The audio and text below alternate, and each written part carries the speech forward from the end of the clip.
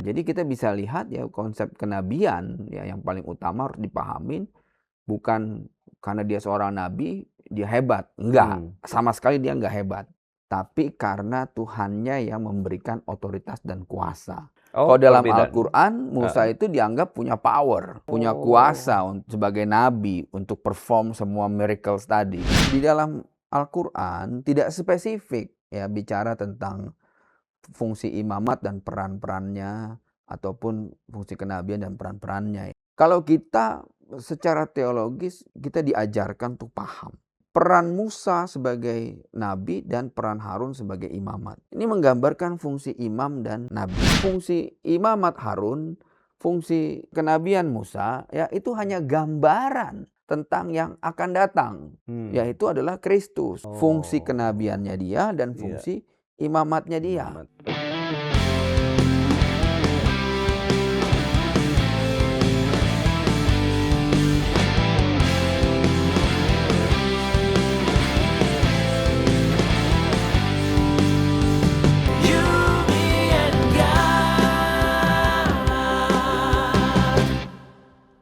Shalom God Lovers, senang sekali saya Pendeta Martin Hareva kembali menyapa Anda dalam Diaspora TV Talk Show.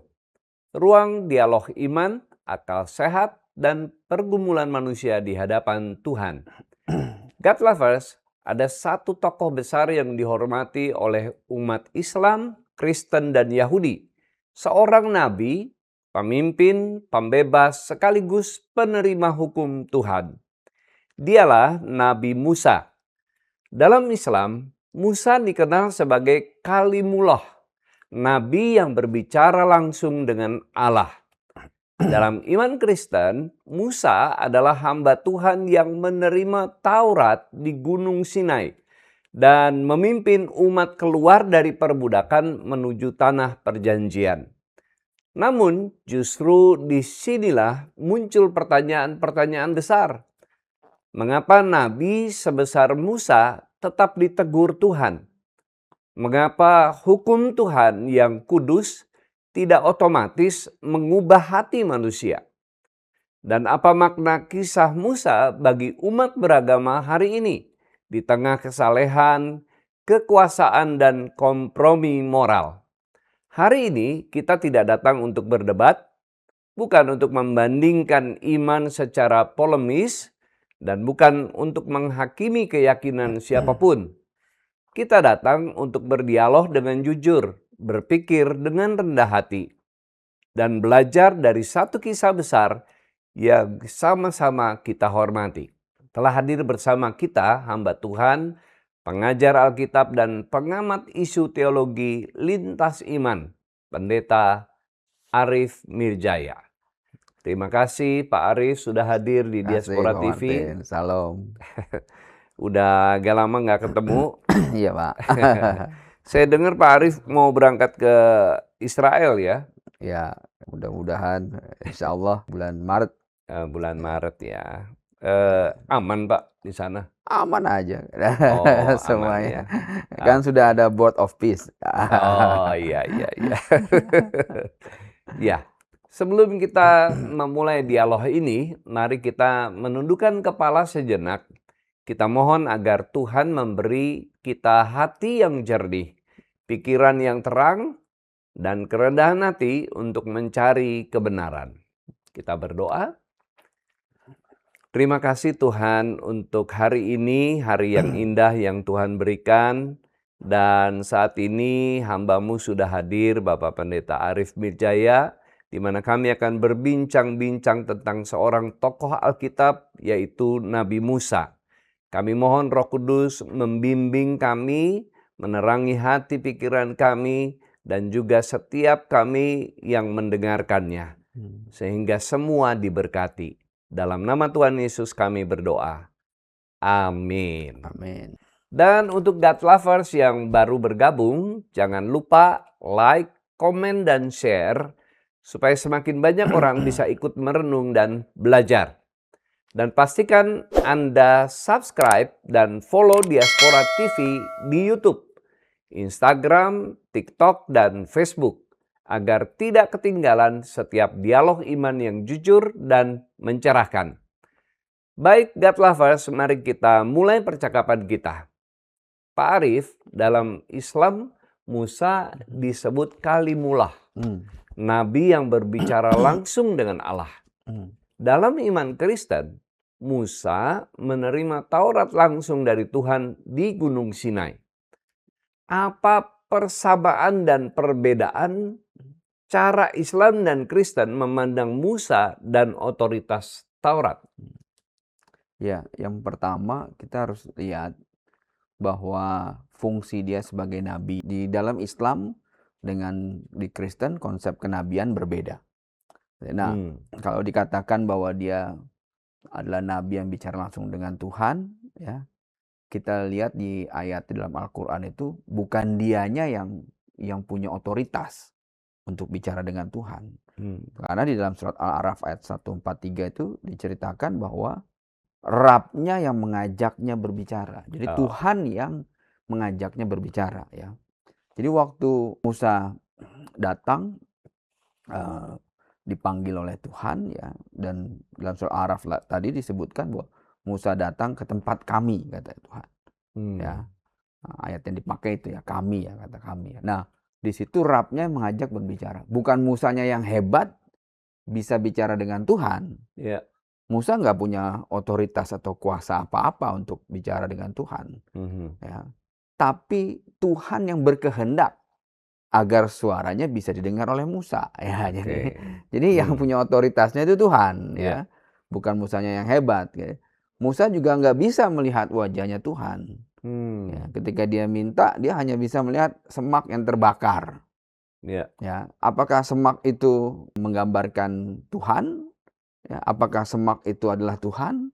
Nah, di sini kan kita lihat lagi bahwa ketidakmampuan Musa sebagai manusia menggambarkan Musanya atau kitanya manusia yang lemah, yang tidak mampu melihat wajah Tuhan, ya, tidak mampu mendengar suara Tuhan. Tapi Tuhanlah yang berkehendak memperdengarkan suaranya. Nah, di situ kita bisa lihat, ya. Nah, di dalam Alkitab juga diceritakan, ya, bahwa otoritas itu, ya, bukan karena dia seorang nabi dia memiliki kemampuan yang hebat. Musa sama seperti kita. Ya, manusia biasa sebenarnya nggak punya kuasa otoritas apa-apa. Mujizat yang dia terima, yang dia bisa perform itu murni karena kehendaknya Tuhan. Ya, saat Tuhan mau nisbah, mau punya hubungan sama kita. Nah, jadi kita bisa lihat, ya, konsep kenabian, ya, yang paling utama harus dipahamin bukan karena dia seorang nabi dia hebat, enggak, sama sekali dia enggak hebat. Ya, dia juga punya salah banyak, ya, dia juga pernah terlibat pembunuhan, ya, lalu dia lari dari kasusnya dia, ya.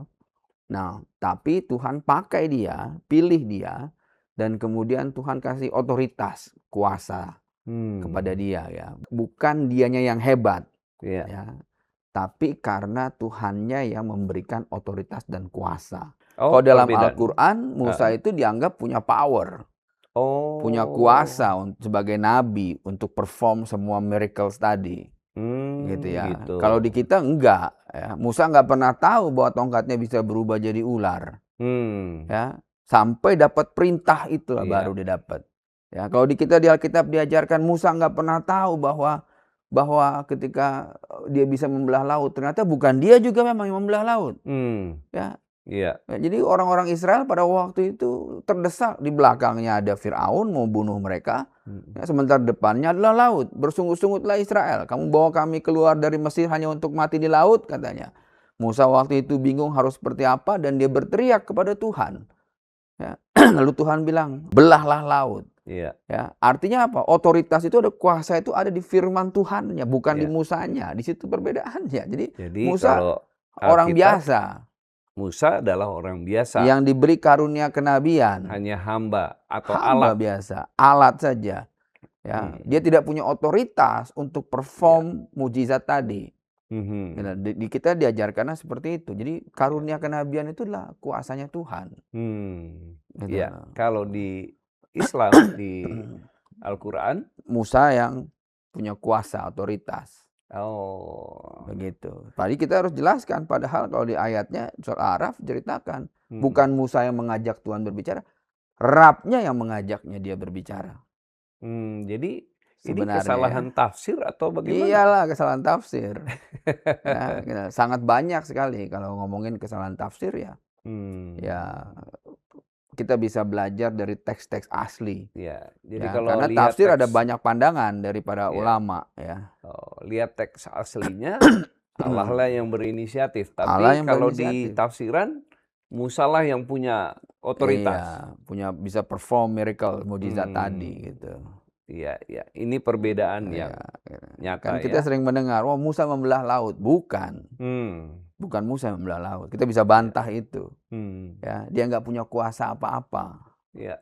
Tapi ada perintah Tuhan. Dalam perintah itulah Tuhan berkata, belahlah laut katanya. Ketika dia taat, maka laut Iya, terbelah. Gitu betul. ya. Gitu. Itu konsepnya ya. Pak Arief, dalam Alkitab Musa ditegur keras karena ketidaktaatan. Khususnya saat ia memukul batu karena kemarahannya. Ya. Sebenarnya kesalahan apa yang dilakukan Musa dan mengapa hal itu begitu serius di hadapan Tuhan? Ya, Hanya tadi, karena ya, mukul batu saja. seperti saya sampaikan tadi ya, mujizat nabi-nabi itu ya, kuasanya, otoritasnya ada di Tuhan. Ya, bukan di orangnya. Seorang manusia dia nggak akan pernah bisa perform miracles. Ya, nggak punya otoritas. Ya, kecuali siapa? Kecuali Isa Al-Masih. Jadi ada ayatnya mengatakan bahwa Isa Al-Masih dia punya otoritas. Ya, Musa tidak tahu bahwa dia bisa membelah laut, dia nggak tahu. Sampai dapatlah perintah dari Tuhan. Kalau dia nggak taat apa? Ya berarti dia melawan firman. Nah, dalam kejadian ini yang dia memukul batu 2 kali, perintahnya itu dia di depan orang-orang Israel. Dia hanya diminta untuk berkata-kata kepada batu itu. Ya, untuk menunjukkan otoritas dan kuasanya Tuhan. Tapi Musa tidak sabar. Jadi dia memukul batu itu 2 kali dan Tuhan marah. Kenapa kamu harus pukul itu? Perintahnya itu adalah kamu jalankan saja perintahku. Ya, minta agar dari batu itu keluar air, kata Tuhan. Ya, tapi Musa waktu itu mungkin karena kesal, ya, dia orang Israel selalu bersungut-sungut. Ya, dalam kitab Bilangan itu kan diceritakan ya bahwa orang Israel mendesak Musa. Sama orang Israel selalu begitu. Kamu bawa kami keluar dari Mesir dan ke padang gurun hanya untuk mati, di sini nggak ada air, katanya dia bilang. Ya. Dan Musa waktu itu nggak sabar nunggu. Padahal Tuhan bilang, dan berkata-katalah di depan batu itu agar air keluar, katanya. Itu aja cukup, katanya, untuk menunjukkan bahwa otoritasnya itu ada di Tuhan. Kenapa Allah begitu murka di sini? Sampai dikatakan kamu nggak akan lihat tanah perjanjian. Ya, di ayat itu ceritakan, kamu nggak akan lihat tanah perjanjian gara-gara dia mukul batu. Ya, karena Musa pengen nunjukin bahwa otoritasnya ada di dia. Dia mau perform, ya, mencuri kemuliaan Tuhan. Oh, Tuhan benci sekali. Itu ininya ya, masalahnya ya. Tuhan benci sekali itu. Ya, dia punya niat untuk perform ke orang-orang Israel bahwa dia punya tongkatnya, dia ini punya otoritas. Ya, Tuhan murka. Ya. Makanya bahaya sekali ya. Apalagi teman-teman yang diberi karunia kenabian. Ya, harus betul-betul berhati-hati betul. Jangan sampai kita perform untuk kemuliaan kita. Ya, mencuri kemuliaan nabi-nabi lain aja nggak bisa, nggak boleh. Apalagi mencuri kemuliaan Tuhan. Waduh, itu ngeri. Makanya Tuhan cuma gara-gara itu Tuhan murka. Ya levelnya dia nabi. Kalau bukan ya berbeda mungkin ceritanya. Tapi di situ nampak sekali bahwa Musa berusaha mencuri kemuliaan Tuhan. Kalau kita baca di Alkitab, itu hanya dia memukul batu, menunjukkan dia emosi terhadap orang Israel yang tegar tengkuk itu. Tapi ternyata di balik ini itu ada niat tersembunyi yang tidak terungkap dari Musa sehingga Tuhan marah, Ya, gitu ya. Jadi itu yang dia kan ada di emosi baliknya. karena merasa orang Israel meremehkan dia, Iya, ya kan? Sehingga dia perlu perform, ya, Oh, bahwa ini loh saya menunjukkan nih loh, dirinya nunjukin gitu ya. dirinya loh, saya punya kuasa loh, ya, gitu. Karena Itu. dia tongkat dia kan pernah ditunjukkan kepada orang-orang Israel bisa berubah jadi ular, berubah ini dan Bisa membelah sebagainya. laut ya. Jadi dia merasa bahwa ini loh ada powernya, mencuri kemuliaan Tuhan. Hmm. Bukan karena masalah emosinya, emosi oke lah. Tetapi yang lebih berat lagi adalah ketika dia berusaha perform mencuri kemuliaan Tuhan. Jadi di balik itu ada hati yang mencuri kemuliaan Iya, Tuhan ya. ngeri ya. Itu yang Ya, bikin Tuhan marah ya. marah lah Tuhan di situ. Oh, iya, Gitu. sangat menarik arti di balik dari Iya, kejadian itu ya. iya. Kenapa Tuhan marah banget hanya Kalau gara-gara Tuhan bilang nggak perlu kau ketok-ketok itu Iya. tongkatmu. Hmm. Cuman cukup sampaikan aja, keluarlah air dari batu, keluar itu Tuhan bilang. Iya, Ya, gitu. Agar tahu bahwa kuasanya itu ada di firman-Ku gitu, bukan di tongkatmu Ya, katanya. ketidaktaatan Musa itu ternyata ada niat yang Iya, bahaya itu iya, memang. iya. Ya, itu Baik. seperti si malaikat jatuh yang berkata, "Aku hendak naik ke tempat yang maha tinggi. Aku hendak mengatasi Oh, iya, bintang-bintang. iya. Aku hendak duduk." Wah, Hmm.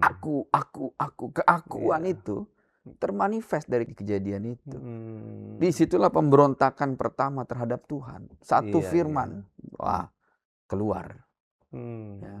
Dan hukuman bagi Musa, waduh, Iya. berat sekali. Iya. Kamu tidak akan lihat tanah perjanjian itu. Walaupun Nggak akan sepanjang masuk ke tanah perjalanan, perjanjian katanya dia iya, bilang. walaupun sepanjang perjalanan Musa udah memimpin dengan baik, di ujungnya ternyata tidak punya pengendalian diri sampai akhirnya begitu ya. Makanya ada pepatah, walal akhir khairul laka minal ula. Sungguhnya akhir itu lebih baik bagimu dibandingkan awal. Makanya di Alkitab kita ngajarkan kita ini harus endure, yang bertahan sampai kesudahan. Ya, Ini pentingnya. bertahan sampai Bertahan kesudahannya. sampai akhir. Tuhan bilang gitu. Yesus bilang Iya. akan diselamatkan. Yang awal akan jadi yang akhir. Iya. Gitu. Jadi kita harus endure, bertahan terus. Iya. Ya, jangan sampai kita ini apa istilahnya distracted. Ya, kita tergoda, kita jatuh ke hal-hal kecil seperti Musa. Gitu ya. Iya. Karena emosinya dia berusaha menunjukkan hebatnya dia. Iya. Baik, terima kasih Pak Arief menyingkapkan hal ini. Nah, menarik baik dalam Alkitab maupun Al-Quran, umat Musa itu digambarkan sering bersungut dan gagal taat. Jika hukum Tuhan itu adil dan benar, mengapa kegagalan ini terus berulang? Masalahnya ada di mana? Ya, yang pertama kita ketahuin apa yang terjadi dengan Israel itu gambaran tentang diri kita. Ya. Kita tuh selalu jatuh, gagal, jatuh. Udah baca firman, sudah dapat janji Tuhan, sudah. Ya. Sudah ditunjukin seperti Abraham ditunjukkan bintang di langit, sudah. Masih jatuh untuk urusan anak, jatuh. Sama juga. Jadi apa yang terjadi dengan Israel itu menggambarkan diri kita sebenarnya. Ya. Kita udah terima keselamatan, sudah. Masih jatuh lagi. Ya, bukan tobat lagi. Udah berkali-kali tobat. Tobat tuh nggak berkali-kali, harusnya sekali aja tobat. Yesus bilang, dan jangan berbuat dosa lagi, ayatnya. Yesus bilang begitu kan ke perempuan Samaria kan. Gitu. Kalau berkali-kali tobat namanya tomat. Tobat kumat. Ya. Iya. Tapi itulah manusia. Jadi kalau baca kisah tentang umat Israel yang dipimpin Musa itu sebenarnya menggambarkan diri kita ya. Gambarkan diri kita. Tapi punya nggak kita endurance untuk bertahan sampai akhir? Di akhirnya kita itu bagaimana? Ya. Gitu. Bandingkan dengan penjahat yang mati di kayu salib bersama Yesus. Ya. Di antara kita semua, hanya dia yang mendapat jaminan Firdaus. Ya. Iya. Tapi itu endurance-nya dia, ya di Iya. awalnya ya nggak dianggap, Iya, nggak penting. Di betul. awalnya siapa dia? Orang nggak ada yang kenal, namanya pun kita nggak tahu, Iya. ya kan. Tapi Pelengkap penderita kalau di dalam iya, kisah nggak itu. penting betul dia ya. Dia Iya iya dia iya. dia bukan 12 murid Yesus, Mmm, dia nggak pernah lihat mujizat Yesus jalan di atas air, iya. ya. Dia nggak pernah ngelihat apa mujizat Yesus ngasih makan orang miskin, ya. Mmm, Dia di penjara pada saat itu mungkin, iya. ya. Dia baru ketemu tuh pas di penjara lagi disiksa-siksa begitu ya, ketika semua muridnya Yesus meninggalkan dia, ya. Mmm, Ketika ribuan orang menyangkal Yesus sebagai Mesias, Raja Israel. iya. Dia satu-satunya yang endures, Mmm, bertahan dan bilang, "Kalau kamu datang sebagai raja," mmm, ajak aneh ya. Jangan lupain aneh dia bilang ya. iya. Bayangin ya, he's against all odds istilahnya ya. Mmm, Dia melawan seluruh dunia iya. pada waktu itu. Di antara semua muridnya, kita Mmm, mungkin kalau hidup di zaman itu, kita juga bagian yang melempari Yesus, mmm, ya, karena ketidakpercayaan kita, iya. atau karena ketakutan kita, ketidaktaatan kita mungkin lari sejauh-jauhnya, ya. Mmm, Ketika dibilang, kamu temannya Yesus, nggak kenal, mmm, ya kan. Tapi orang ini, ya, orang ini satu-satunya di seluruh dunia pada waktu itu, ya, iya. yang bilang, yang punya iman dan percaya kalau Mmm, kamu datang sebagai raja, ajak iya iya. aku katanya. Waduh. Walal akhir khairul laka minal ula. Mmm, Akhir itu penting bagimu, ya, oh, lebih baik bagimu. Makanya dikatakan siapa yang bertahan sampai kesudahannya. mmm, Ya, dia baru mulai dan dia bertahan sampai kesudahan itu. Dalam waktu yang begitu singkat. iya, luar Itulah. biasa. Nah, Pak Arif, kalau hukum Tuhan Hmm. tidak otomatis mengubah manusia, apa sebenarnya yang Tuhan inginkan lewat pemberian Taurat kepada Musa? Loh ya makanya kita harus paham ya. Jadi Tuhan punya janji buat Israel, Mhm, ya. Tapi Israel berkali-kali jatuh. Israel berkali-kali menolak dan menyangkal, ya. mhm, Israel ditunjukkan mujizat sama Tuhan. Bayangkan ya, yang paling besar adalah Paskah, ya. mmm, Ketika Israel diselamatkan dari kematian, iya, anak-anak Israel, anak-anak laki-laki Mesir semuanya mati kena mmm, tulah, ya. Tapi Israel diselamatkan, iya, ya. Gambaran keselamatan itu udah ditunjukin ya sama Tuhan. mmm, Nggak cuman buat satu dua orang, buat seluruh bangsa mmm, Israel. iya, Ya. Israel kemudian keluar dari zona nyaman mereka di Mesir. Ya. Israel kemudian dibawa masuk ke nyebrang ke laut. Ya. mmm, Mereka bisa mati di padang gurun, bisa dibunuh oleh Firaun. Firaun, Ya. Tapi Tuhan nunjukin di depan mereka ada laut. mmm, Ya. Bukan lautnya hilang. Tapi Tuhan ngajarin Israel, masalah mereka tuh nggak hilang. mmm, Tapi Tuhan belah masalahnya. mmm, Sehingga Israel berjalan menyusuri masalahnya. iya, Gambaran menyeberangi lautan itu. Ya. Sampai di ujungnya mereka bisa menengok dan tersenyum. Kita udah lewatin itu. mmm, Dan melihat musuhnya mati tenggelam. Ya. Masih bersungut-sungut. Masih bersungut-sungut. Masih nggak bersyukur. Masih nggak bersyukur. iya, Allah mau makai mereka menjadi imamat yang rajani. Ya. mmm, Menjadi imam bangsa yang kudus. Ini satu bangsa mau dipakai. mhm, Ya. Kenapa satu bangsa? Karena buat mengabarkan firman Tuhan ke ujung bumi nggak cukup satu dua orang. Nggak cukup mmm, seorang Musa. Ya. Jadi satu nabi yang nggak cukup seorang Harun. Nggak cukup. Tuhan mau agar semua Israel menjadi imam-imam dan menjadi raja mmm, di muka bumi. Ya. Agar mereka bisa diutus ke seluruh bangsa. Karena ada janji keselamatan. iya, Tapi Israel nggak mau. Ya. mmm, Inilah dia ya. Makanya saya katakan ya. Nah, penyangkalan, penolakan mereka membuat kemudian Tuhan menciptakan hukum-hukum tersebut. Ya. Hmm. Karena penyangkalan mereka, Tuhan membuat aturan. Iya. Karena mereka menolak, makanya Alkitab mengajarkan, Rasul Paulus ngejelasin sama kita. Ya, hukum Taurat itu dibuat karena ada pelanggaran. Hmm. Kalau mereka tidak melanggar, tidak menyangkal, ya nggak ada aturannya. Iya. Ya.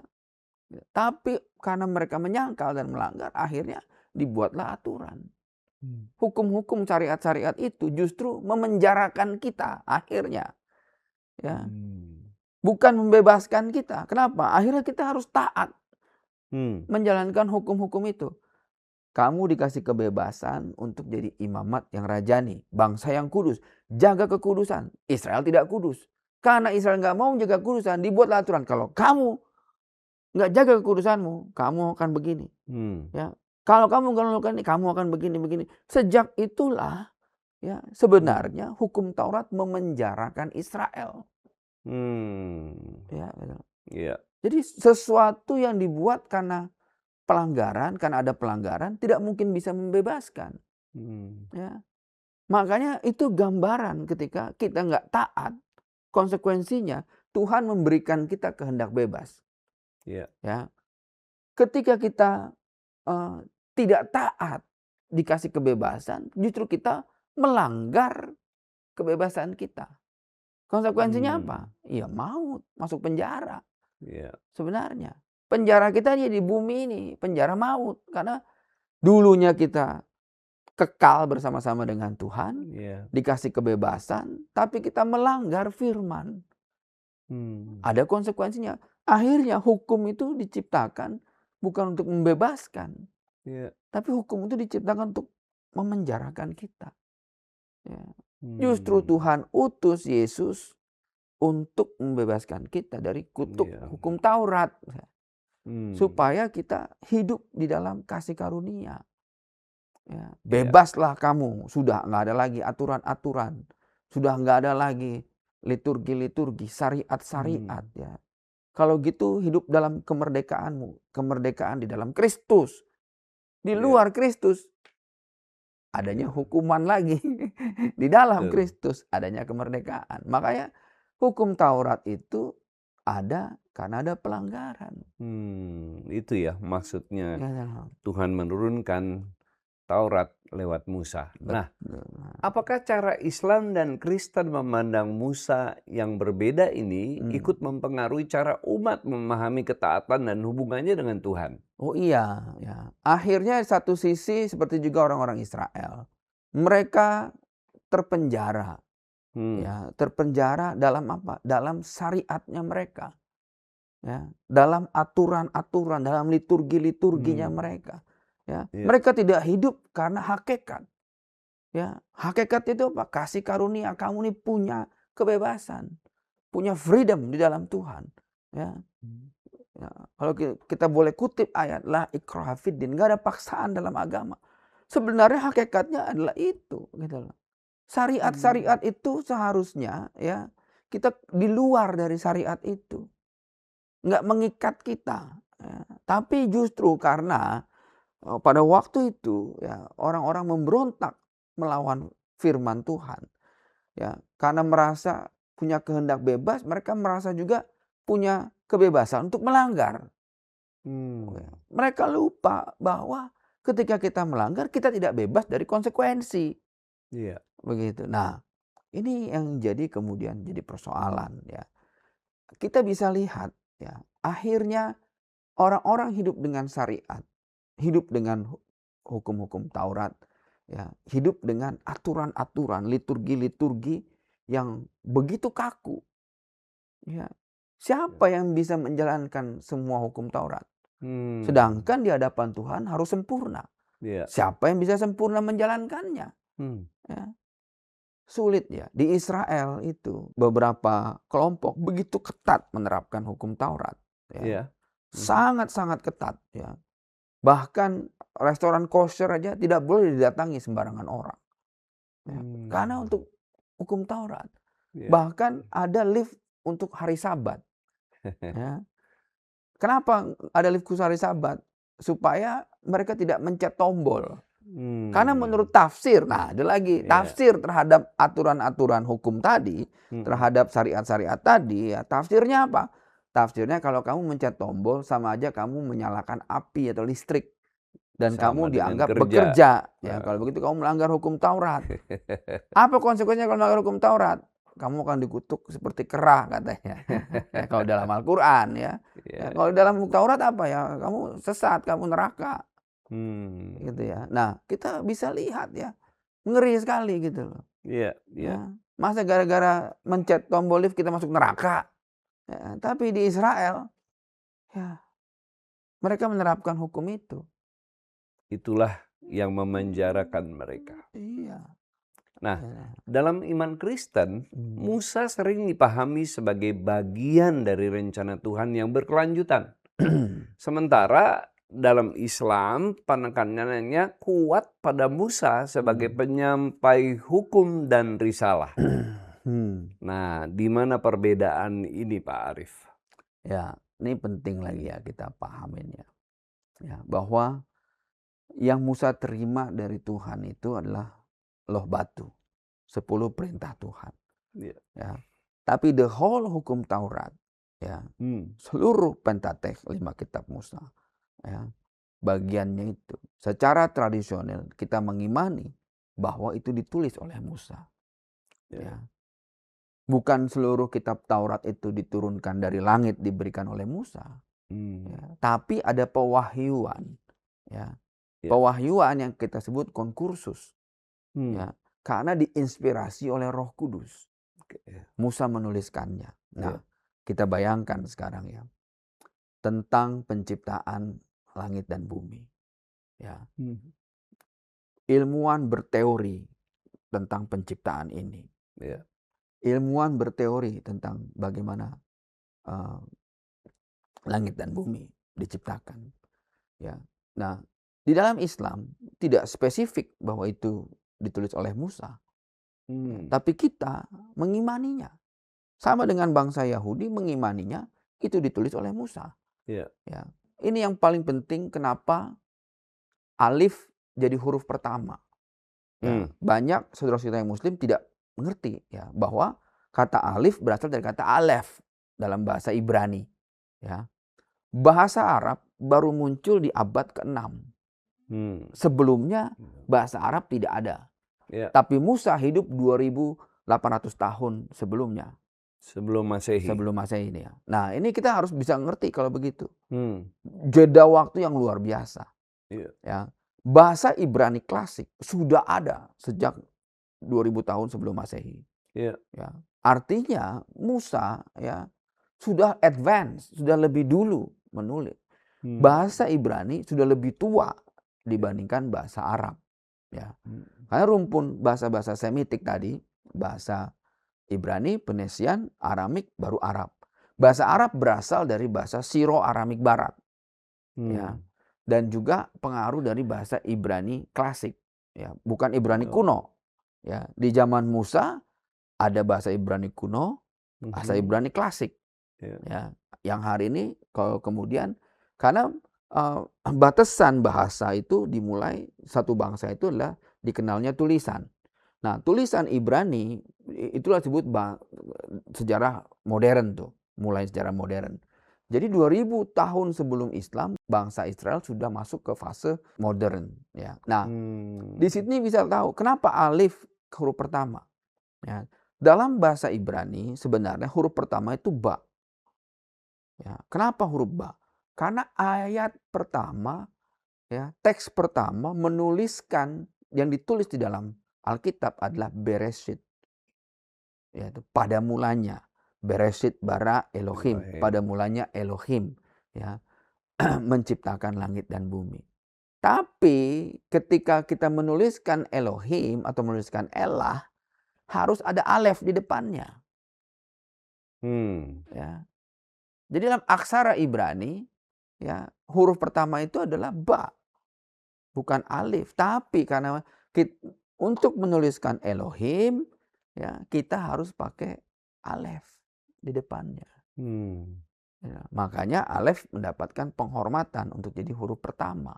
Oh, begitu Gitu. ya Sehingga sejarah. dalam aksara bahasa Arab pun huruf hijaiyah alif yang pertama. Kita harus Hmm, tahu Musa bukan orang Arab, iya. ya, dia orang Ibrani, ya. Nah, saya katakan begitu ya. Kenapa penting? Ya kan di berbahasa Ibrani ya. Dan nama aslinya dia bukan Musa. Musa itu Arabisasi, ya. Hmm, Kita menyerapnya nama aslinya adalah Mose dalam bahasa Ibrani. Dan Musa ya memang digambarkan jadi pondasi dari teologi kita. Tulisan-tulisannya dia, ya, dari hmm, mulai penciptaan langit dan bumi, dari mulai waktu, sejarah waktu bagi Tuhan, ya. ya. Saya katakan begini, kenapa? Karena di dalam Quran tidak spesifik, ya. Tapi Musa karena konkursus dalam Roh Kudus, ya dia menuliskan itu. Beresit bara Elohim, ya pada mulanya Allah ya menciptakan Haaret, ya, Samayim, langit dan bumi, ya, tovu babovu, kacau balau. Nah, lalu kita baca di Alkitab bahwa eh, Roh Allah melayang-layang di atas air, Hmm, ya. Maksudnya apa Roh Allah melayang di atas air? Sedangkan bumi belum berbentuk. Artinya hmm, ini sejarah penciptaan yang sering dianggap tidak saintifik.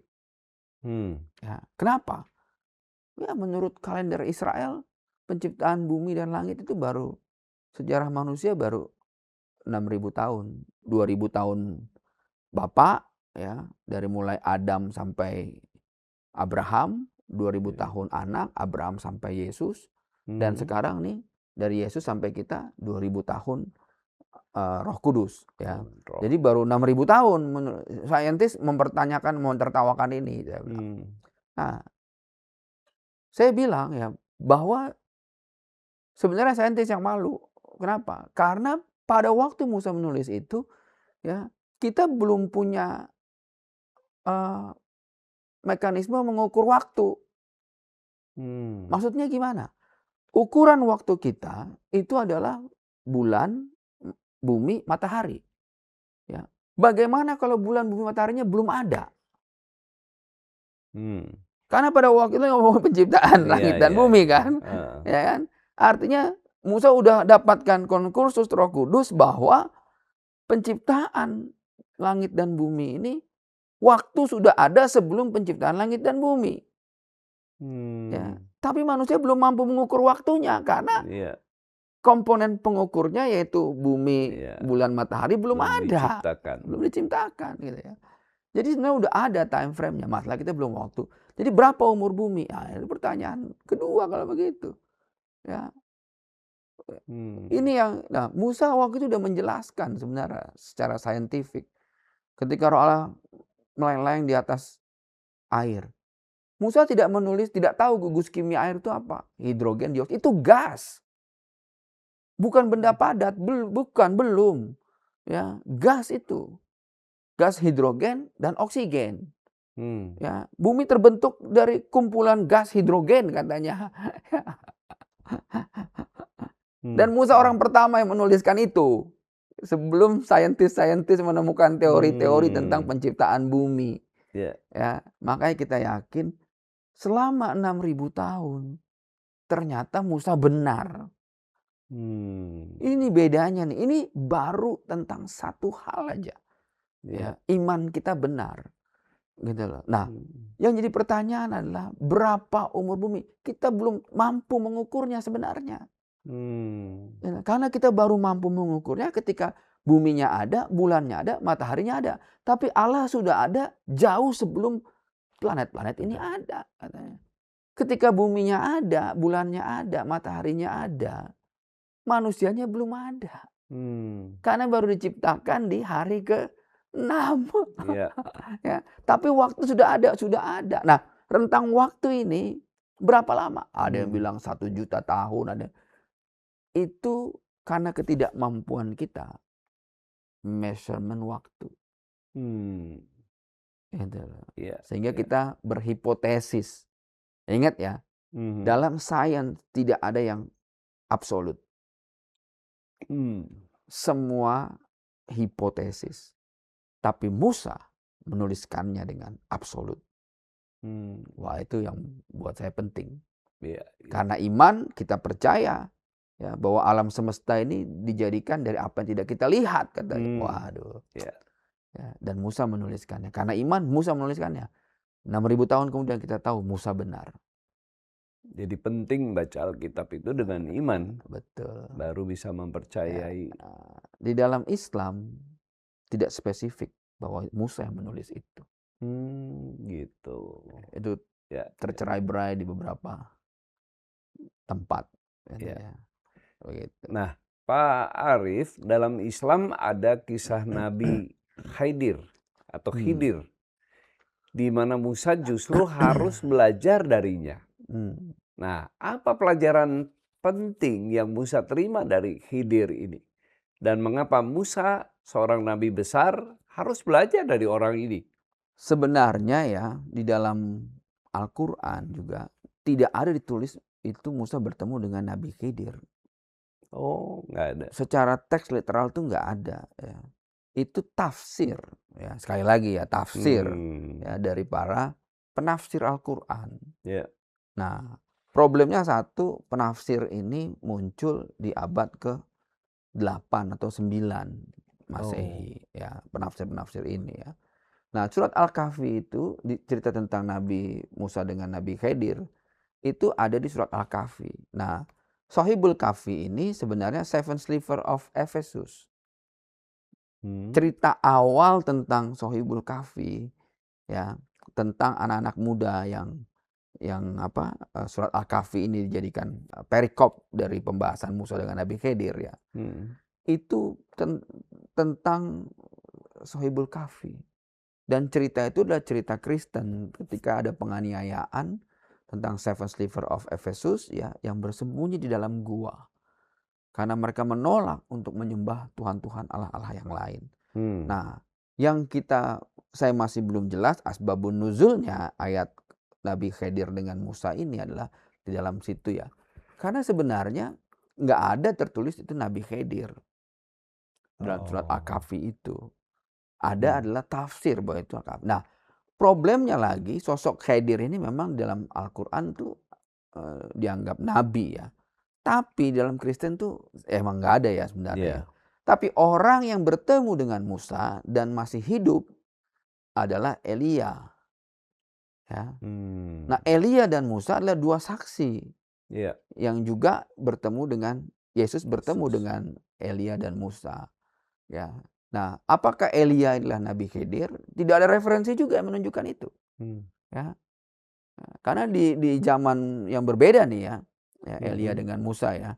Tapi betul bahwa Nabi Elia ya kalau bagi kita dalam iman Kristen ya itu bertemu dengan sosok Musa dan Yesus bertemu dengan dua saksi ini yang dalam Alkitab itu adalah Elia dan Musa. Kisah Musa dan Khidir ini sangat dikenal di dalam Islam, tapi nggak muncul di Alkitab. Nah itu. Apa yang perbedaan ini tunjukkan tentang fokus teologi Islam dan Kristen, Pak? Nah, seperti yang saya sampaikan tadi, ya sebenarnya nggak ada dalam Alkitab kisah ini. Dalam Alkitab Musa sosok Musa ini dengan Nabi Elia ada, ya. Tapi apakah Elia adalah Nabi Khidir kita nggak tahu, nggak ada tuh referensinya ya. Dan Yesus bertemu dengan Musa dan Elia. Ya. Nah, kita harus paham ya, kenapa jadi fokus teologinya berbeda jadinya. Ya. Karena di dalam Islam, penulisan Al-Quran, kita balik lagi di sejarah tentang penulisan Al-Quran ya, pada masa itu ya. Jadi dunia Arab pada masa itu sebuah bangsa yang kurang literasi. Boleh dibilang illiterate. Ya. Bahasa Arab itu banyak menyerap dari bahasa Siro-Aramik Barat. Siro-Aramik Barat pada masa itu adalah lingua sacra, yaitu bahasa yang dipakai oleh komunitas Kristen saja. Ya. Tapi dalam komunitas Kristen itu juga ada komunitas-komunitas bidat. Ya. Dalam komunitas bidat inilah yang kemudian juga beradaptasi dengan dialek-dialek bahasa Proto-Arab ya di wilayah Hejaz sih. Makanya dibilang di dialek Hejaz. Ya. Tapi kemudian juga berkembang menjadi dialek Kufi. Salah satu teks tertua dalam Al-Quran juga teks dalam dialek Kufi ya, dalam Arab Kufi ya. Nah, kita bisa lihat ya bahwa sebenarnya secara historis teologia ya, penyusunan Al-Quran berbeda dengan penyusunan Alkitab. Ya. Ya, Penyusunan Alkitab perjanjian yang kita sebut perjanjian lama ya. ya di dalam teks-teks ya kita sebutnya sebagai Hebrew Bible ya. Itu dari mulai Pentatek, 5 kitab Musa, kemudian Hakim-hakim, Nabi besar, Nabi kecil, sampai ke Meliaki itu. Nah, itu tersusun dalam rentang waktu yang cukup lama. Ya. Lalu perjanjian baru ya disusun pada masa pasca kematian dan penyaliban kebangkitan Yesus ya. Di abad pertama tersusun secara literasi dengan struktur beberapa bahasa yaitu bahasa Greka ya, Septaginta, dan juga bahasa Aramik ada.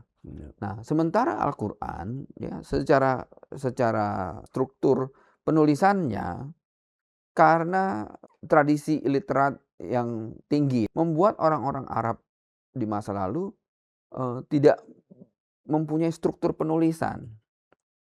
Ya, jadi judul-judul surat itu hanya berdasarkan sesuatu yang gampang diingat. Al-Baqarah misalnya, sapi. Kenapa? Karena ada cerita tentang sapi di situ, sapi betina. Ya. Lalu misalnya An-Nahl juga ya. Lalu karena ada cerita tentang Nahl di situ misalnya ya. Dan bukan berdasarkan sebuah kronologis. Jadi kalau kita mencari ayat ya tentang Nabi Khidir, tentang ini itu ayatnya bisa beda-beda tempat. Ya. Mereka nggak punya struktur hermeneutika yang modern boleh dikatakan ya. Gitu ya. Jadi kita agak kesulitan untuk melihat struktur penulisan dalam Al-Quran. Dan yang paling utama adalah sangat berpegang kepada tafsir. Ya, asbabun nuzul. Nah, kalau kita flashback sejarah penulisan Al-Quran ya, itu dari perintahnya dari Abu Bakar Siddiq, ya, kemudian dilanjutkan oleh Umar, belum selesai. Utsman terakhir yang kemudian membentuk kepanitiaan yang dipimpin oleh Zaid bin Sabit. Disitulah Zaid bin Sabit kemudian mengumpulkan fragmen-fragmen itu dan coba menyusun ulang. Ya. Walaupun ada yang tercerai-berai dan kemudian akhirnya sebagian manuskrip itu yang dianggap saling berkontradiksi ataupun ada perbedaan-perbedaan penulisan itu dimusnahkan oleh Utsman gitu. Jadi kita bisa ngelihat bahwa secara basis teologis historisnya agak berbeda dengan kita. Begitu. Ya. Tapi secara klaim bahwa itu jatuh dari langit katanya. Secara tradisi mereka yakini ya. Dan kita tahu sejarawan Islam hari ini harus bisa menjelaskan bahwa itu salah. Iya. Begitu. Ini kalau tidak memahami latar belakangnya tentu agak sulit ya. Iya. Nah, Pak Arief, dalam Al-Quran Musa dan Harun diutus bersama sebagai satu tim. Dalam Alkitab Musa tampil sebagai nabi, Harun sebagai imam besar. Ya. Nah, apa pesan kepemimpinan rohani dari perbedaan ini? Iya, yang pertama sebenarnya di dalam Al-Quran tidak spesifik ya bicara tentang fungsi imamat dan peran-perannya ataupun fungsi kenabian dan peran-perannya ya. Tapi menggambarkan sosok-sosok ya. Oh ini nabi, Harun nabi, Musa nabi ya. Ini dapetin risalah ini dan sebagainya. Kalau kita secara teologis kita diajarkan untuk paham ya. Peran Musa sebagai nabi dan peran Harun sebagai imamat. Ini menggambarkan fungsi imam dan nabi. Ini menggambarkan janji-janji Tuhan, nubuatan-nubuatan, ya, imamat, kenabian ya. Nah, yang ketiga sebenarnya adalah rajani, ya, karena satu bangsa Israel itu harus menjadi bangsa yang rajani, bangsa yang sulung dari semuanya ya. Nah, ketiganya ini ada di dalam Mesias, yaitu Yesus ya. Fungsi imamat Harun, fungsi kenabian Musa, ya itu hanya gambaran tentang yang akan datang, yaitu adalah Kristus. Fungsi kenabiannya dia dan fungsi imamatnya dia. Tapi Kristus sudah ada sebelum Imam Harun ada, sebelum Musa ada. Ya. Betul. Makanya dia tidak tunduk pada imamat Lewi. Kenapa? Karena dia udah ada sebelum Lewi ada, Harun ada, Musa ada. Ya. Tapi itu menggambarkan ya, karena peran imam di masa lalu adalah apa? Mempersembahkan korban ya, untuk penebusan dosa. Ya. Peran imam di situ. Ya, imam-imam ini jadi mediator antara kita dengan Tuhan. Ya. Ya. Lalu nabi perannya adalah menyampaikan perbuatan masyhur Tuhan. Fungsi kenabiannya di Yesaya 60, emas, kemenyan, perbuatan masyhur Tuhan. Itu menggambarkan firman Tuhan. Firman Tuhan itu lewat kenabian. Fungsinya dia. Makanya fungsi Musa itu bold. Dia tahu. Dan seorang nabi nggak boleh mencuri kemuliaan bosnya. Ya. Nggak boleh mencuri kemuliaan Tuhan untuk dirinya gitu ya. Dia hanya dipakai untuk speak up. Ya. Nah, imam berperan sebagai ini, nabi menyampaikan bertobatlah, kerajaan Tuhan sudah dekat. Imam datang kemudian menyambut orang-orang yang mau bertobat, mempersembahkannya ini. Lalu fungsi raja apa? Fungsi raja menetapkan bahwa dosamu sudah diampuni. Ya, ini 3 fungsi nih. Jadi fungsi lengkap ya. imamat, fungsi rajani, imamat yang rajani, bangsa yang kudus. Dengan apa kita dikuduskan?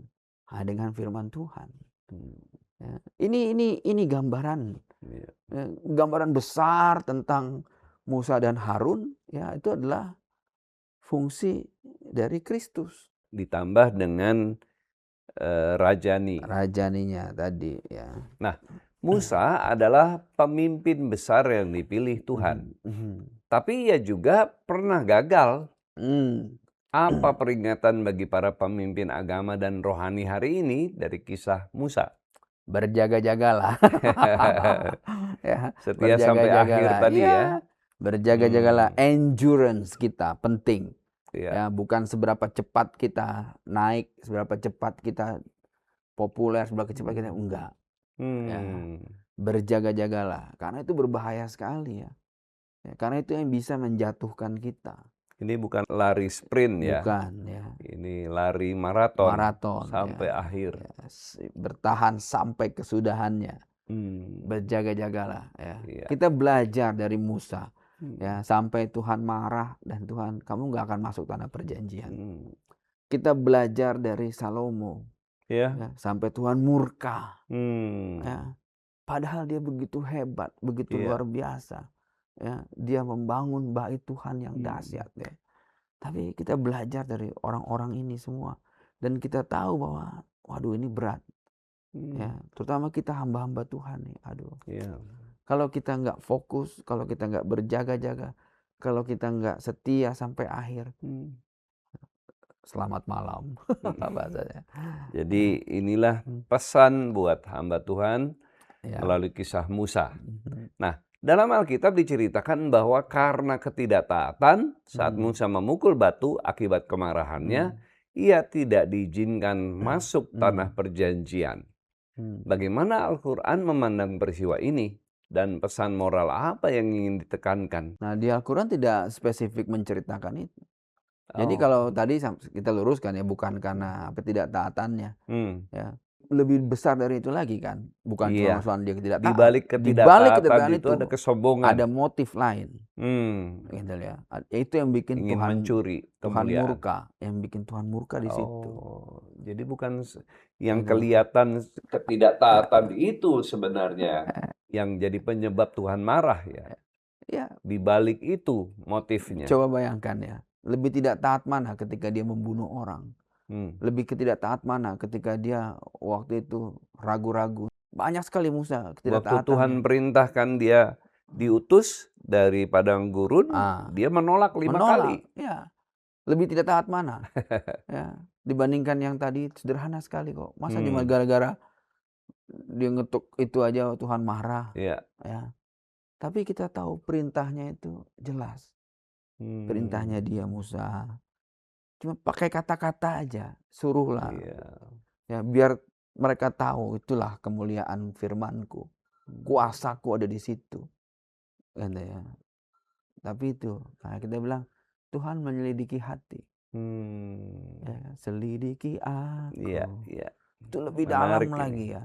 Makanya kalau kita belajar dalam teks-teks klasik Hebrew ya, kita belajar dari rabi-rabi dan profesor-profesor Hmm. di Israel ya, kita bisa dapat sebuah pengajaran yang disingkapkan Mm-mm. ya. Kenapa hal-hal remeh kok begitu berat?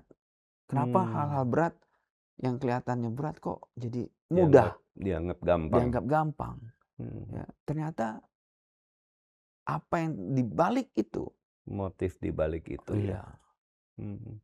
Ya ini penyingkapan yang luar biasa Pak Arif. gitu. Ya. Dan itu aduh ngeri sebenarnya. Mm-mm. Ya. Kita kelihatan bersahaja di hadapan jemaat, di hadapan umat Hmm. Kristen. Tapi di hati kita belok. Iya, Waduh. Tuhan tahu Orang itu. tidak lihat. Iya. Ya. Apakah Israel tahu masalah ini? Enggak tahu Israel. Hmm. Dia tahu, wah hebat Musa. Iya. Ngeluarin air dari situ. Mm-mm. Ya kan? Di depan manusia kita bisa dianggap hebat. Tapi di hadapan Tuhan, Hmm. we are nothing. Akhirnya tertolak. Bukan lebih tertolak lagi. Ya. Keinginan daging itu jadi seteru dengan Allah. Alkitab ngajarin kita. Ya. Karena keinginan daging, pride kita. Keinginan daging kita sombong, kita butuh nama baik, butuh disanjung, ya. Pride kita jadi seterunya Allah. Dan nggak jadi perkenan Allah. Iya. Rasul Paulus ingetin di Roma. Ini Ya. sangat berbahaya ya. Iyalah, nggak jadi perkenan Allah. Aduh, apalagi lah kita. Iya. Ya. Bolehlah kita nggak jadi perkenan dunia, tapi jadi perkenan Allah. Ya. Iya. Bolehlah kita nggak jadi perkenan di seluruh galaksi alam semesta, nggak masalah. Iya. Tapi nggak jadi perkenan Tuhan, aduh, itu hal terburuk. Iya. Ya. Itulah yang terjadi. Karena keinginan daging adalah nyata. Yang hidup dalam kedagingan tidak jadi perkenan Allah. Iya. Nah, ini pesan moral yang penting yang harus kita ingat baik-baik. Nah, dalam Islam diyakini bahwa Taurat berasal dari Allah dan diberikan kepada Musa. Ya. Namun juga diyakini bahwa Taurat yang dibaca umat Kristen saat ini sudah mengalami perubahan. Nah, apa dasar teologis dan historis dari keyakinan ini? Ya, sekali lagi, tudingan-tudingan Taurat mengalami perubahan dan sebagainya, itu tudingan sesat. Tudingan orang-orang iri. Ketika kita tanya yang mana yang berubah, mereka juga nggak tahu. Kenapa? Karena nggak pernah baca Taurat yang asli. Iya. Gitu lah. Jangankan yang Islam, dulu saja orang-orang ateis, sejarawan-sejarawan non-Kristen dan non-Yahudi, ya, yang sekuler, ya, menganggap bahwa Taurat itu nggak jelas. Karena teks tertua itu hanya dimiliki oleh komunitas Yahudi Rusia. Ya, dan itu umurnya cuma 1000 tahun lalu. Ya, nggak nyampe nih sampai ke zaman Bait kedua katanya. Bagaimana mungkin ini kamu benar katanya. Nah, sementara orang Kristen ya menggunakan itu ya, kitab-kitab itu ya. Kalau dalam Islam Taurat itu kan mereka nggak tahu nih Taurat itu apakah seluruh kitab perjanjian lama ini Taurat ya. Apakah Pentateuch 5 kitab Musa. Betul. Ya, mereka nggak ngerti gitu ya. Yang mana ini gitu loh, yang mana ini gitu loh ya. Karena mereka nggak pernah belajar itu gitu loh. Nggak paham ya. Nggak paham. Ya iyalah, orang hidupnya aja bedanya gitu ya. ribuan tahun. Nah, yang jadi masalah di situ ya. Sementara kita betul-betul mengambil utuh ya kitab-kitab itu dari Kejadian sampai Meliaki sebagai kitab yang kita imani. Iya. Ya. Ini sebagai kitab perjanjian. Ini yang diyakini oleh Israel juga. Nah, menariknya ditemukan ada Dead Sea Scroll. Iya. Mengkonfirmasi ya 96%, bahkan 99% katanya. Kitab itu sama. Ya. Dan itu bahkan lebih tua 300 tahun sebelum Masehi. Artinya apa? Apa yang dipelajari murid-murid Yesus di abad pertama dengan apa yang kita pelajari sama ternyata. Ya. Terus yang berubah yang mana? Ini evidence historisnya ada. Ya. Ya. Nah, ketika mereka mengatakan itu palsu, udah dirubah, yang mana? Tuduhan yang tidak berdasar. Dan mereka nggak punya bukti perubahannya di mana. Iya. Gitu. Iya. Nah, Gitu. umat Yahudi sampai hari ini tetap membaca dan memelihara Taurat sebagai kitab suci mereka. Dalam pandangan Islam, apakah Taurat yang dibaca umat Yahudi juga dianggap tidak asli? Kalau iya, masalahnya ada di teksnya, penafsirannya, atau cara memahaminya. Ya, jadi kalau kita baca teks-teks Quran tentang tudingan bahwa Taurat itu berubah karena ahli-ahli kitab pada waktu itu merubah-rubah itu, ya. Sebenarnya itu juga dibantah juga di dalam Quran, karena ada ayatnya bahwa Tuhan menjaga itu. Oh. Ya, jadi memang ya mau gimana ya, mau ngejelasinnya, mau sudut pandang yang mana yang mau kita bawa gitu kan. Nah, tapi kita juga tahu bahwa tudingan itu emang nggak berdasar. Gitu ya. Kalau di kita kan tahu ya bahwa bukan Taurat yang dirubah, tapi tafsir-tafsirnya dari Taurat itu yang kemudian dalam tradisi Ibrani disebut sebagai Misnah. Ya. Misnah ini pandangan-pandangan ulama, tafsir-tafsir, hermeneutika dari mereka tentang apa yang tertulis dalam kitab-kitab nabi-nabi dan kitab-kitab sebelumnya. Ya. Dan ahli Taurat di zaman itu sudah melakukan itu, Misnah. Misnah itu nggak beda dengan tafsir, tapi teks aslinya nggak berubah. Ya, sekali lagi nih ya, apakah kebingungan itu ketidaktahuan saudara-saudara kita yang Muslim dulu di zaman itu yang mengatakan bahwa Tauratnya udah dirubah, gitu ya. Padahal mereka baca juga belum pernah. Iya. Apakah murid-murid atau sahabat Sohaibul Nabi pada waktu itu udah membaca Taurat? Belum juga, karena nggak ada teksnya. Iya. Nah, kalau kita mau baca waktu itu, setelah penghancuran Yerusalem ya 70 Masehi itu hancur rata dengan tanah. Ya. Teks-teks itu makanya disembunyikan. Itulah yang muncul dalam The Dead Sea Scroll. Ya. Teks-teks asli itu ya ditulis ulang, disebar kemana-mana, berupaya dikumpulkan dengan rentang waktu yang lama. Ya. Sebagian diselamatkan di dalam kendi-kendi itu, di Dead Sea Scroll itu. Ya kan baru munculnya 2000 tahun sekarang. Makanya siapa yang dapat teks asli? Dalam rentang waktu itu nggak ada. Begitu juga Injil, nggak ada. Terus mereka bilang itu palsu.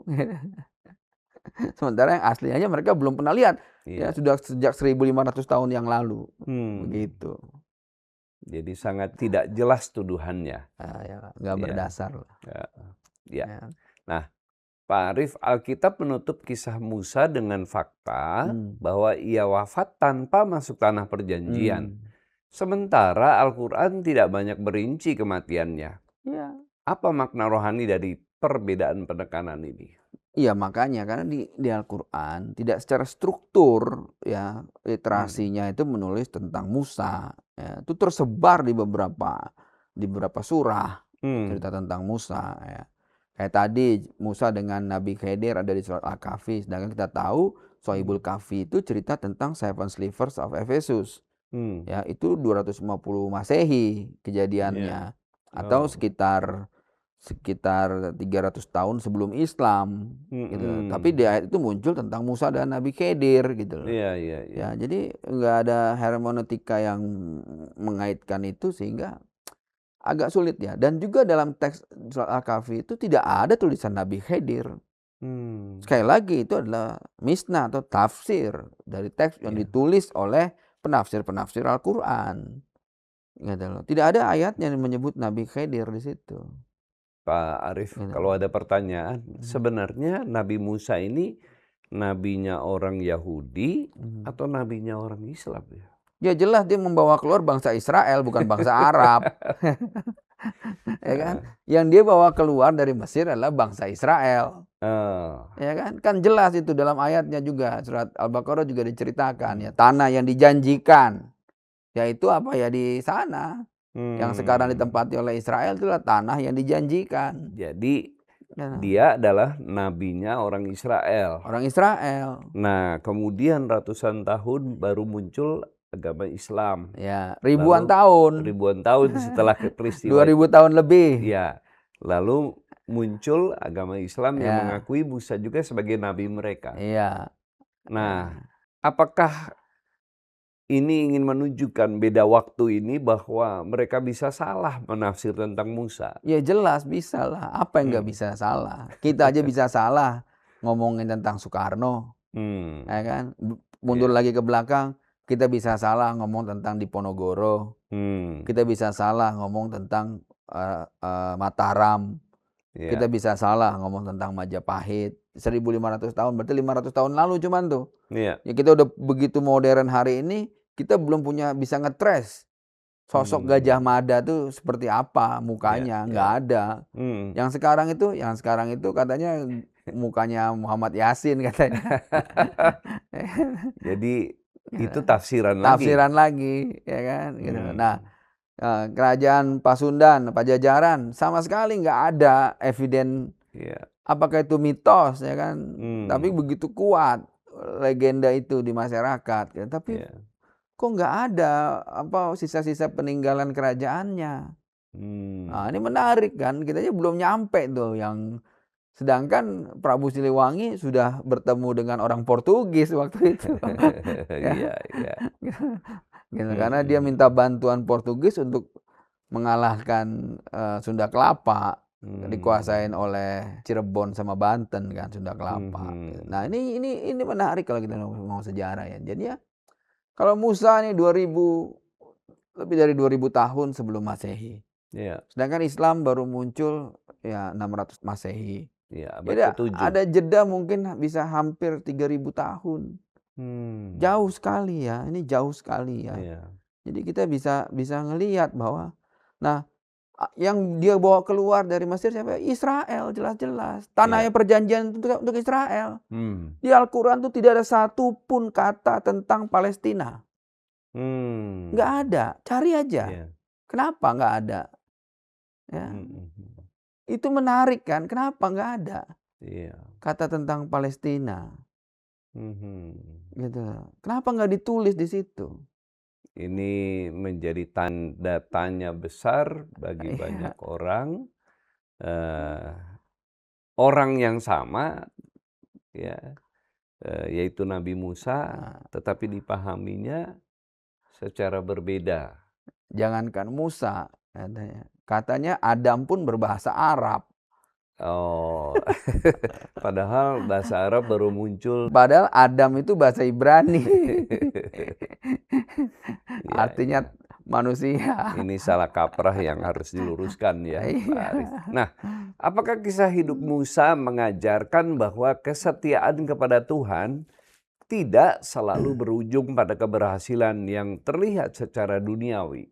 Ya, memang kita harus lihat ya, ketika Musa kan nggak bisa masuk ke tanah perjanjian. Dia di Mm-mm. Bukit Nebo, itu dia hanya memandang dari kejauhan.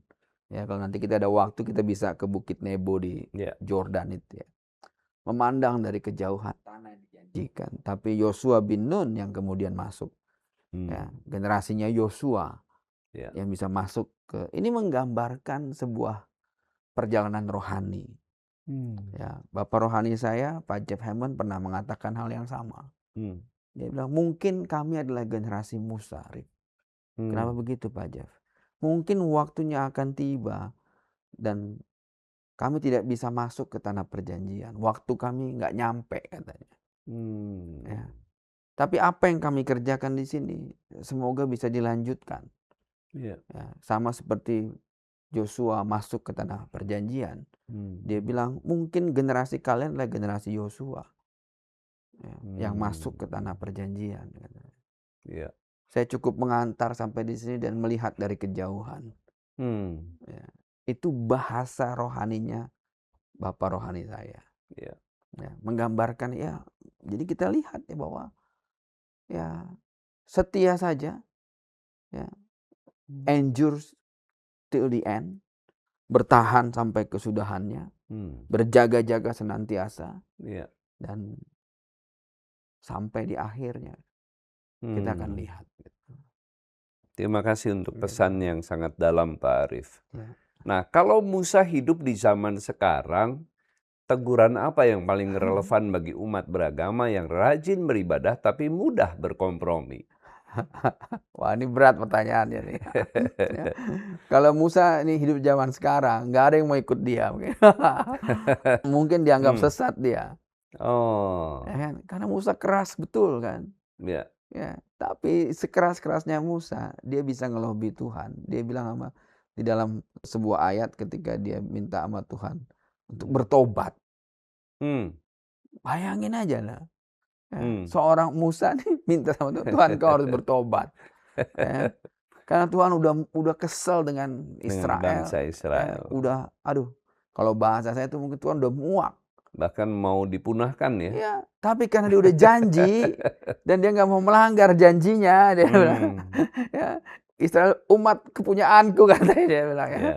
Ya, anak-anakku kata, dia punya janji nih, ya, dan Hmm. dia nggak mau melanggar janji itu. Ya. Ya, wah itulah dia ya. Jadi saya yakin kalau Musa hari ini ada, ya kita nggak beda dengan Israel. Hmm. Iya.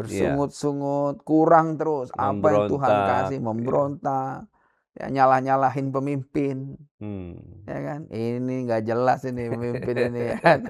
Udah enak kita di Mesir ya, Ya. kita punya tanah, walaupun kita budak, kita Makanan punya enak-enak. makanan terjamin ya kan. Sekarang suruh keluar, padang Hmm. gurun nggak jelas. Iya. Ya kan, tanah perjanjian, mana tanah perjanjiannya? Hmm. Sekarang kita harus berperang lawan suku-suku yang lain katanya. Iya. Waduh itu, ya itulah kita. Hmm. Nggak mau keluar dari kenyamanan hidup. Nggak mau. Iya. Ya. Nah, Pak Arif, sebagai penutup, apa pesan paling penting dari kisah Musa bagi Muslim dan Kristen Indonesia Hmm. agar hidup lebih rendah hati, adil, dan bertanggung jawab di hadapan Tuhan? Ya. Pertama, setialah dengan firman Tuhan. Hmm. Ya. Jadi Musa berkali-kali dipanggil, berkali-kali. Tapi ada masa ketika Musa bilang, "Hineni Tuhan, ini Hmm. aku Tuhan." Ya. Musa walaupun jatuh bangun dia tetap setia. Ya. Dia nggak berpaling, dia tetap walaupun dia bikin kesalahan karena mencuri kemuliaan Tuhan, Hmm. tapi dia tetap setia. Hmm. Ya, dia tetap melayani, dia tetap fokus, dia tetap walaupun dia Tuhan sampaikan ke dia, "Kamu nggak akan masuk Hmm. tanah perjanjian." Dia tetap setia Hmm. mengantar bangsa Israel. Hmm. Ya, memang dia tahu, sudah mungkin memang inilah. Ya, dia tahu Hmm. dan Musa, kita belajar dari Musa satu. Yang kedua, kita belajar dari bangsa Israel. Hmm. Ya, itulah kita. Ya, Hmm. bangsa Israel itulah kita. Iya. Ya, semua sikap Israel Hmm. ngelawan Tuhan, memberontak, bersungut-sungut, tidak bersyukur, itulah kita. Hmm. Ya, kalau gitu apa? Segera bertobat. Hmm. Ya. Segera bertobat. Ya. Ini gambaran tentang kita dan kita ngelihat bagaimana ketika Israel setia, Tuhan bukakan pintu-pintu. Ya, hidup dengan kasih karunia. Hmm. Apa yang kurang Tuhan bilang? Kita makan mana Tuhan sediakan. Iya. Dari langit Hmm. Tuhan sediakan. Ini menggambarkan apa? Hidup dengan kasih karunia. Kamu tidak perlu menanam, kamu tidak perlu Hmm. bercocok tanam, kamu hanya meminta dan Tuhan menyediakan. Hmm. Ya. Wah, itu dahsyat. Ya. Tapi bersungut-sungut lagi. Iya, Itulah iya. kita. Ya. Sudah dapat mujizat Tuhan, sudah dapat kasih Hmm. karunia Tuhan, masih bersungut-sungut. Iya. Lupa bersyukur. Ini mengingatkan kita supaya Mhm. kita tetap rendah hati, Ya, sadar diri bahwa kita lemah dan kita sangat membutuhkan tuntunan Tuhan.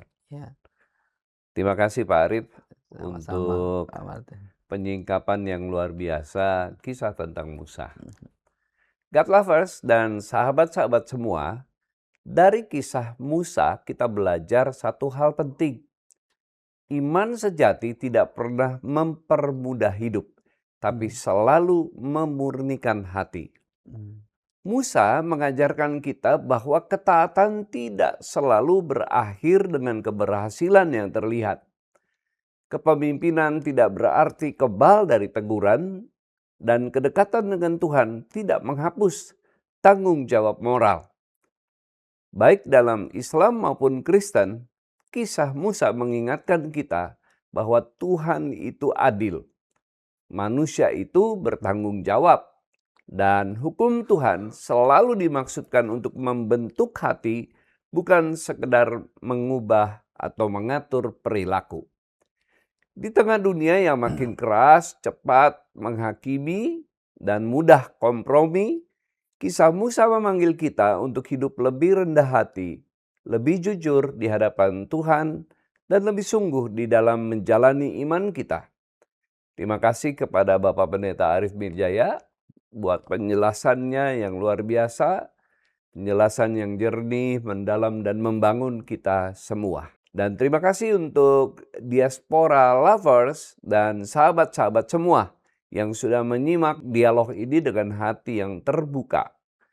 Jika percakapan ini memberkati Anda, jangan lupa untuk like, komen, dan share agar semakin banyak orang bisa belajar berpikir lebih dewasa dalam iman. Dan bagi Anda yang belum bergabung, silakan subscribe dan follow Diaspora TV di YouTube, Instagram, TikTok, dan Facebook untuk terus mengikuti dialog iman dan kehidupan dari perspektif Kristiani yang jujur dan mencerahkan. Saya Pendeta Martin Harefa dan Pendeta Arif Mijaya pamit undur diri. Tetap haus akan kebenaran, tetap rendah hati dalam berpikir, dan tetap teguh dalam kasih Tuhan. Tuhan Yesus memberkati.